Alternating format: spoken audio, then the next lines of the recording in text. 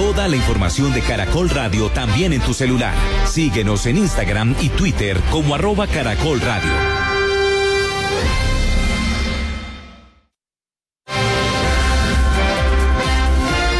Caracol Radio. Más compañía.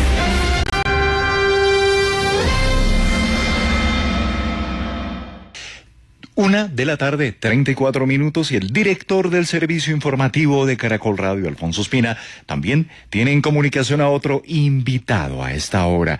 En lo que necesitamos saber, Alfonso, adelante. Fidel, muy buenas tardes. A esta hora estamos en contacto con Jesús Albrey González Páez, abogado, gerente de servicios en salud, es especialista en Derecho Procesal, tiene una maestría en Derecho Médico de la Universidad Externado de Colombia, una experiencia amplia aprobada en el sector salud en distintos niveles y actualmente el presidente del Colegio de Abogados en Derecho Médico. Doctor Jesús Albrey González, buenas tardes, gracias por acompañarnos. Muy buenas tardes, Alfonso, a ustedes muchas gracias por la invitación y un saludo a toda la audiencia de Caracol. Pues empecemos, doctor González. Hay muchas preguntas que nos llegan de parte de los oyentes con lo que están viviendo, que para todos es tan nuevo y tan angustiante esta pandemia y las medidas de control para intentar detenerla. Por eso lo primero que quiero preguntarle es de qué manera las personas que quieran, que sientan que necesiten hacer la prueba para saber si tienen o no el contagio de la COVID-19, pueden acceder a ella. ¿Hay alguna manera de forzar o de obligar a la EPS o a una Secretaría de Salud para que le haga la prueba a un ciudadano?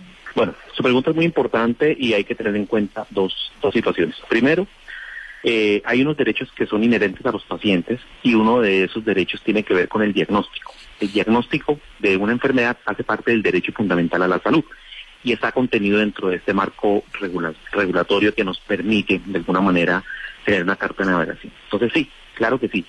Hay la posibilidad de acudir a la instancia judicial en el evento en que la persona tenga posibilidades de haber estado en contacto con el virus o tenga los síntomas y su EPS o la IPS de la EPS le niegue la práctica de la prueba. En este caso podrá acudir ante un juez constitucional para que mediante una acción de tutela se le proteja ese derecho fundamental al diagnóstico como integrante del derecho a la salud. ¿Y cuál es la vía ahí? ¿Una tutela, me imagino, o cuál otra? Sí. Como le decía, la acción idónea en este caso es una acción de tutela. Las acciones de tutela en este caso no están suspendidos los términos para la presentación de acciones de tutela y en los correos de la rama judicial las personas pueden digitalmente presentar una acción de tutela. No requieren de un abogado, pueden hacerlo de forma directa, manifestando que se está vulnerando su derecho constitucional a la salud, al diagnóstico y un derecho muy, muy importante que es el de la salubridad pública.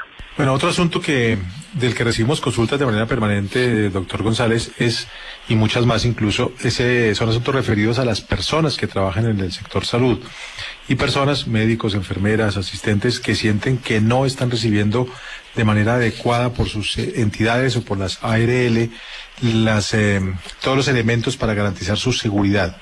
Estas personas, estos trabajadores del sector salud, ¿qué pueden hacer para que se les garanticen estos derechos? Sí, lo primero que debemos tener claro es que es obligación de los empleadores y de las administradoras de riesgos laborales dotar de los elementos de protección personal suficientes y adecuados al talento humano en salud. Son nuestra primera línea de batalla en defensa contra la COVID-19 y tienen que dárseles todas las garantías para el ejercicio de su profesión. Entonces, no es admisible bajo ningún punto de vista que hayan retrasos o que hayan dilaciones en la entrega de estos elementos. Si un trabajador no recibe los elementos de protección personal, tiene que hacer varias cosas. Primero, exigirle a su empleador mediante un oficio que por favor se los entregue, dejar la prueba escrita. Copia de esa comunicación al Ministerio de Trabajo para que el Ministerio de Trabajo adelante lo de su competencia frente a la actitud patronal. Y puede también acudir a la acción de tutela como un mecanismo transitorio para que se le protejan sus derechos fundamentales, en este caso la salud y el trabajo digno. ¿A qué se está exponiendo una institución prestadora de salud que no le está dotando adecuadamente a sus empleados de estos elementos de bioseguridad? Sí, tenemos dos tipos de entidades en Colombia. Tenemos las de naturaleza pública y las de naturaleza privada. Un gerente de una empresa social del Estado que es de naturaleza pública, que no cumpla con la obligatoriedad de entregar elementos de protección personal, puede ser investigado disciplinariamente por la Procuraduría General de la Nación y ser suspendido o inhabilitado o destituido inclusive del cargo que está ocupando en ese momento como servidor público.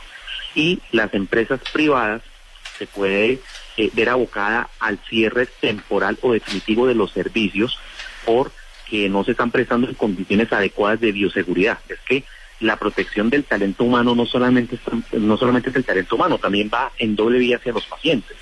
Entonces, esa falta de elementos, esa falta de protocolos claros de bioseguridad pone en riesgo la salud de los pacientes que están acudiendo a esa institución y poder verse abocada a un cierre temporal o definitivo de sus servicios. Doctor González, está ya cerrada la discusión, está claro el dictamen de si para los médicos y todos los demás trabajadores del sector el contagio eventual por COVID-19 debe ser considerado un riesgo laboral. Sí, claro. Ya el Ministerio de Salud y Protección Social y el mismo Presidente de la República en los decretos legislativos que ha expedido en el marco del estado de excepción ha catalogado el COVID como enfermedad laboral para el talento humano en salud en el evento en que lo contraigan. Entonces, en este momento hace parte ya del riesgo en salud y como tal debe estar supeditado a las políticas que desarrollen las administradoras de riesgos laborales, que deben ser claras al interior de estas empresas, de estas entidades prestadoras de servicios en salud, y los empleadores asimismo deben adoptar todas las condiciones de bioseguridad porque es un riesgo laboral. ¿Habría algunos otros profesionales, empleados, trabajadores de otro tipo que también pueden considerar el COVID-19 como riesgo laboral? Sí, todo el talento humano en salud, es decir, no solamente los médicos, sino todas las personas que participan en la prestación de servicio, así como ese personal asociado, es decir, la señora que está en la limpieza o el camillero o el señor que conduce la ambulancia, en el evento en que contraiga el COVID en desarrollo, en ejercicio de sus funciones, claramente se entenderá que esta es una enfermedad de origen laboral. No se podría entender que es una enfermedad de origen común, pues claramente su contagio no ha sido producto de el mismo estado de salud de la persona, sino ha sido contraída en un ambiente laboral. Y si está contraída en un ambiente laboral, se tiene que considerar como una enfermedad profesional. Y más en general, doctor González, ¿usted cómo ve el sistema colombiano, las IPS, las EPS, la Secretaría de Salud? ¿Están bien preparadas en este momento para enfrentar un aumento de casos de COVID que puede haber en los próximos meses? A mí me preocupan dos situaciones. La primera es el manejo de los pacientes asintomáticos.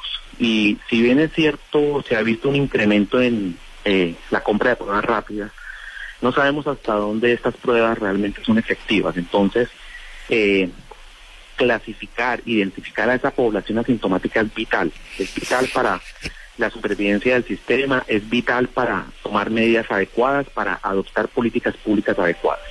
Creo que aquí tenemos todavía que hacer un mayor esfuerzo.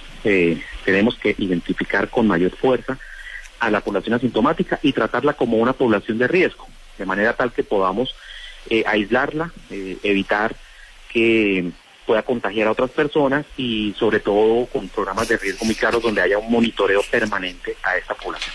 Creo que eso es fundamental en este caso. Un tema que preocupa también es cómo ha ido aumentándose la capacidad de las IPS para prestar servicios. Todos sabemos que cuando arrancó esta pandemia en Colombia habían más o menos 5.000 camas de unidades de cuidados intensivos o unidades de cuidado crítico. La meta del ministerio era, durante el tiempo del aislamiento preventivo, llevarla a 15.000.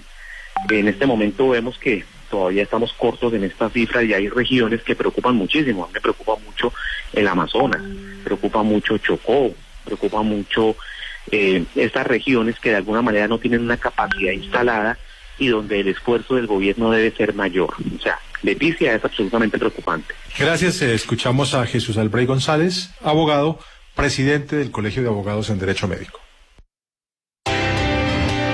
Si tienes preguntas, escríbelas al correo caracoldigital@caracol.com.co. Los expertos las van a responder. Lo que necesitamos saber en Caracol Radio.